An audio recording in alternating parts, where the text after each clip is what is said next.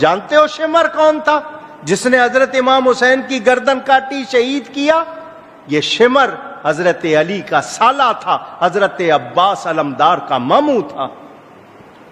اگر رشتہ داری کی بات کرنی ہے تو پھر ادھر بھی بات کرو، اور ذہن میں رکھنا کہ بیٹے کی خرابی کی وجہ سے باپ پر الزام اونچی۔ کل میری گفتگو ہو رہی تھی جناب عباس پہ، ایک گوشہ خالی رہ گیا تو وہ پہنچانا بڑا ضروری میں سمجھتا ہوں، اور وہ بڑا غلط العام ہو رہا ہے، اور جو بچے آج کل ریسرچ کر رہے ہیں ان کے لیے وہ بڑا مشکل پیدا کر رہا ہے کہ کربلا میں شمر ملعون نے عاشور میں ابن زیاد کی طرف سے ایک امان نامہ دیا تھا، اور وہ امان نامہ تھا حضرت عباس اور حضرت عباس کے بھائیوں کے لیے، اور اس امان نامے کی وجہ یہ تھی کہ شمر جو ہے اس کا تعلق حضرت عباس کی والدہ کے قبیلے سے تھی۔ یہ بات اتنی مشہور کی گئی ہے کہ بعض جگہوں پہ باقاعدہ رشتہ معذاللہ ثم معذاللہ لکھ دیا جاتا ہے کہ رشتے کے اعتبار سے ماموں تھا، کیونکہ جناب ام البنین کا جو قبیلہ ہے، جو نسل ہے، جو خاندان ہے،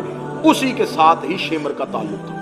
پوری ذمہ داری کے ساتھ، مکمل منبر کی خطیبانہ دیانتداری کے ساتھ، شمر کا تعلق بنی کلب سے تھا، عباس مولا کی ماں کا تعلق بنی کلاب سے تھا۔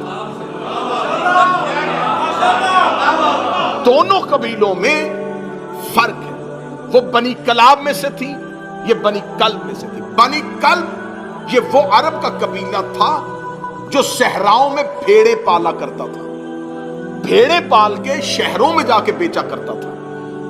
شمر ملعون کا تعلق بنی کلب کے ساتھ ہے۔ ہاں، اب آپ مجھ پہ سوال کریں کہ کیا کتابوں میں یہ لکھا ہے، مقاتل میں یہ لکھا ہے کہ امان نامہ آیا؟ ہاں آیا، یہ میں مانتا ہوں، کتابوں نے یہ روایت دی ہے کہ امان نامہ آیا ہے، لیکن وہ امان نامہ رشتہ داری کی بنیاد پہ نہیں دیا۔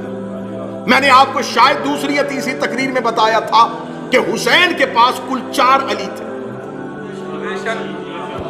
ایک مجلس میں نے بتایا، جناب محمد حنفیہ، جناب مسلم بن عقیل، جناب عباس ابن علی، اور جناب عبداللہ ابن جعفر طیار۔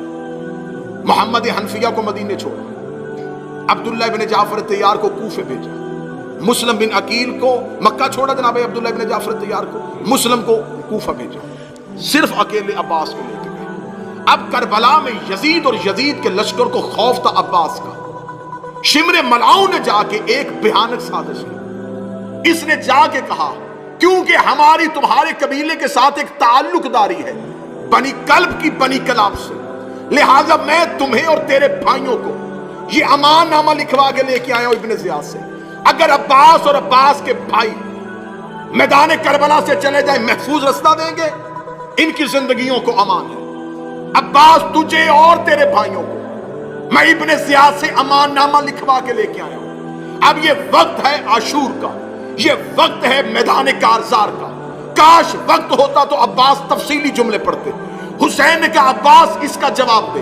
عباس گھوڑے کی زین پہ آئے، حضرت عباس نے ایک ہی جملہ کہا تبت یدا کا، تیرے ہاتھ ٹوٹے۔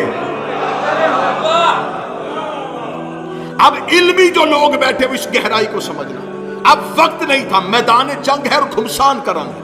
عباس نے ایک جملہ کہا تبت یدا کا، تیرے ہاتھ ٹوٹے۔ یہ لہجہ عباس نہیں ہے، یہ آیت قرآن ہے۔ کس کے لیے آئی تھی؟ ابو لہب کے لیے۔ تبت یدا ابی لہب، اے ابو لہب تیرے ہاتھ ٹوٹے۔ ابو لہب کا آج بھی تاریخ مغالطے میں ہے کہ ابو لہب رسول کا چچا تھا، لیکن ابو لہب رسول کا چچا نہیں تھا، پلا بنی ہاشم میں تھا لیکن خونی نہیں تھا۔ اس کی ماں لونڈی تھی، حضرت عبد المطلب کی، کنیز اپنا بیٹا لے کے آئی تھی، پلا تھا اس قبیلے میں لیکن کہلوانا شروع کیا کہ میں بنی ہاشم ہوں۔ خدا نے کہا تبت یا تیرے ہاتھ ٹوٹے۔ یہ جملے ابو طالب کے لیے، ابو لہب کے لیے آئے تھے کہ ابو لہب بیٹا کسی اور کا ہے، پلا کسی قبیلے میں ہے۔ عباس نے وہی اللہ کا لہجہ استعمال کیا، اے شمر تیرے ہاتھ ٹوٹے، تو بیٹا کسی اور کا ہے، نسبت کسی اور سے دے رہا۔